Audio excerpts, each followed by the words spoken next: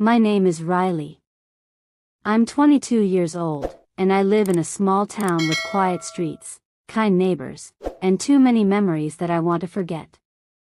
People say I'm strange. They look at me with confusion, sometimes even with fear. But they don't understand. They never do. I have a condition. It's not something you can see, like a broken leg or a scar on my skin. It lives inside my head, inside my heart. My doctor calls it hyper-emotional attachment disorder. He says it's rare. He says my brain releases too much oxytocin when I talk to someone, especially men. In simple words, I fall in love too easily. Too fast. Too hard. With almost every man I meet. It sounds funny, right? A girl who loves everyone. But it's not funny. It's a curse. The first time it happened, I was 16. His name was Daniel. He worked in a bookstore. I only talked to him for 5 minutes. He showed me a book about stars and smiled. That was it. I went home and cried all night because I wanted to see him again. I dreamed about marrying him, living in a house full of books. I wrote his name 100 times in my diary. But when I went back to the store 2 days later, he was gone. Moved to another city. After that, it kept happening. With a waiter at a cafe. With my math tutor. With a police officer who helped me when my bike got stolen. Every time I met someone new, I felt something. My heart would race, my cheeks would get hot, and I would imagine a whole life with that person, even if I only knew his name. I tried to hide it. I tried to stay away from people. But how can you avoid everyone? At the library, I met Luke. He was reading poetry. I said one sentence to him, just, "Do you like Emily Dickinson?" And suddenly I was in love again. I started thinking about him all day. I followed him online. I waited at the library at the same time every day just to see him. He never did anything wrong. He smiled once, and that was enough to destroy me for weeks. And then came Josh. And then Peter. And then Alex.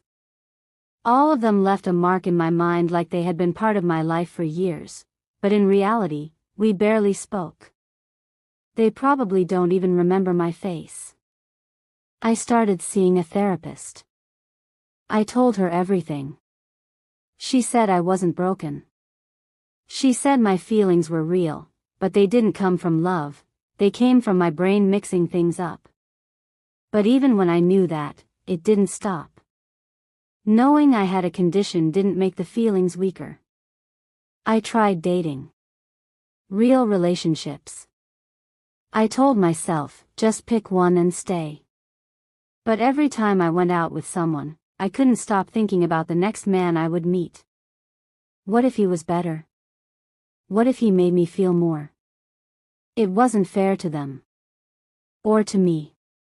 Sometimes I wonder if I'll ever be normal. If I'll ever love someone and not feel the pull of others. I wish I could be like my sister, Emily. She has a boyfriend. They argue, they laugh, they hold hands. She says love is a choice. But for me, love feels like an attack. Like a storm that grabs me and throws me into the sea. I don't get to choose. It just happens. People think I'm flirtatious. Some call me names behind my back.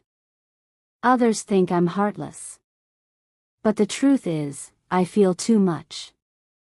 I feel so much that it breaks me. One time, I stood in line at the grocery store. The cashier was new.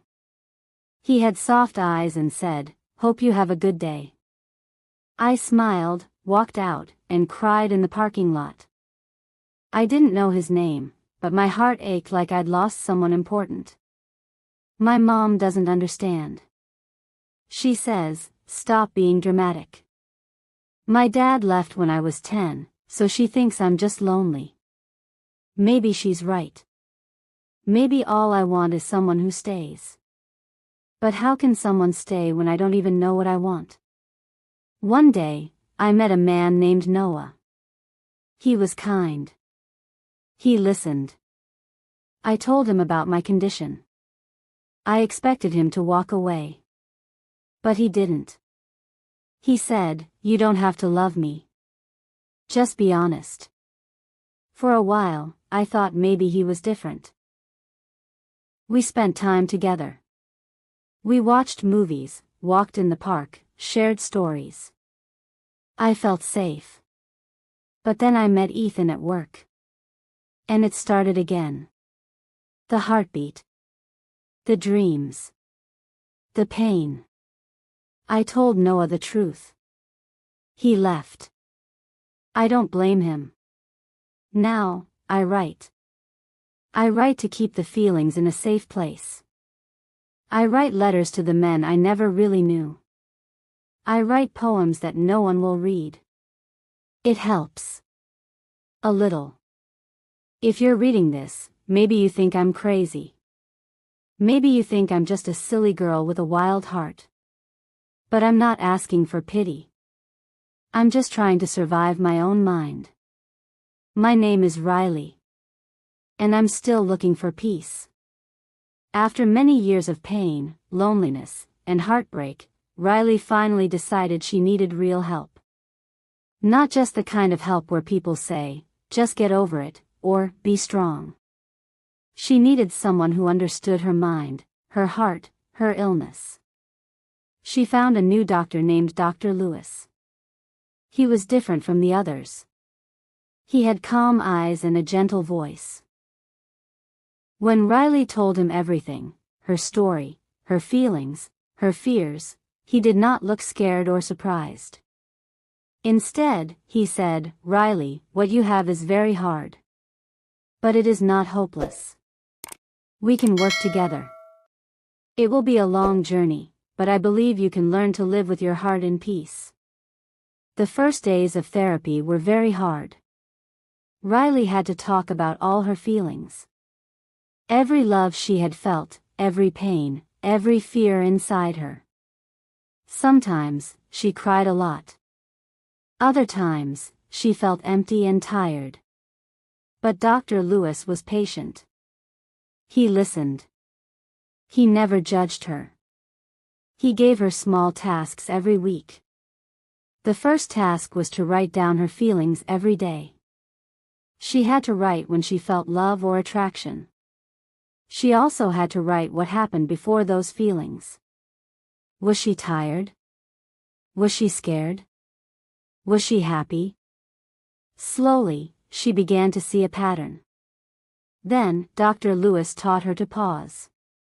When her heart started to race and she felt butterflies, she learned to stop and breathe deeply. "Say to yourself," he told her, "this feeling will pass. This is not real love. This is my illness." At first, Riley thought this was impossible. How could she stop her heart? But after many tries, she began to control the storm inside her. She also joined a support group. At first, she was afraid. What if people did not understand her? But in that room, she saw others with stories like hers. People who did not judge or laugh. They shared their pains and their small victories. Riley felt less alone than she had ever felt before. In the group, she met people who were kind and strong. She made friends. They talked about their hardest days and how they survived. Sometimes, they cried together. Sometimes, they laughed at silly things. Riley learned that healing was not a straight line. Sometimes she took 2 steps forward and 1 step back. And that was okay. Riley also worked on loving herself. This was the hardest part. She had always thought she was broken because of her feelings. But with Dr. Lewis's help, she began to see herself differently. She started to say, I am not my illness. I am more than my feelings. I am worthy of love and kindness. She looked in the mirror and said, I am Riley. I am enough. At first, it felt strange. But each day, it felt a little more real. One day, at the bookstore where she worked part-time, she met Mark. Mark was a kind man in his late 20s. He had warm eyes and a soft smile. He was patient, funny, and never rushed her. They talked about books, music, and dreams. Riley was scared. What if she fell in love again too fast? What if she hurt Mark? But Mark didn't mind her pauses or her worries. He said, we can take this slow. I want to know the real you. Slowly, Riley learned to trust Mark. She told him about her condition. She told him about her heart that loved too much. Mark listened without fear. He said, thank you for trusting me. I want to be here for you. Their friendship grew deeper. They went on long walks. They cooked dinner together. They shared stories from their childhood. Riley felt calm with Mark. For the first time, love did not feel like a storm. It felt like a quiet river. Sometimes, Riley still felt the rush of her old feelings, butterflies for someone new, or a sudden crush. But now, she could tell the difference between her illness and real love. She talked to Mark about these feelings. He helped her feel safe and strong. Riley continued therapy. She learned meditation and ways to calm her mind. She joined a yoga class. She started writing poetry again, poems about love, pain, and hope. She even helped others. She started volunteering at the support group, sharing her story to give hope. She told them, you are not alone. Healing is possible. Years passed. Riley and Mark's love grew stronger. They made plans for the future. They talked about moving in together, about traveling, about building a life based on patience and understanding. Riley knew she might never be normal, in the way most people are. But she no longer wanted to be. She wanted to be herself, strong, loving, and brave. Her heart was still big. But now, it was also gentle. She had learned that love was not only about passion and fire. It was about kindness, trust, and patience. And most important, love started from inside. Riley's story is not just about illness. It's about hope. About fighting. About never giving up. And about finding peace.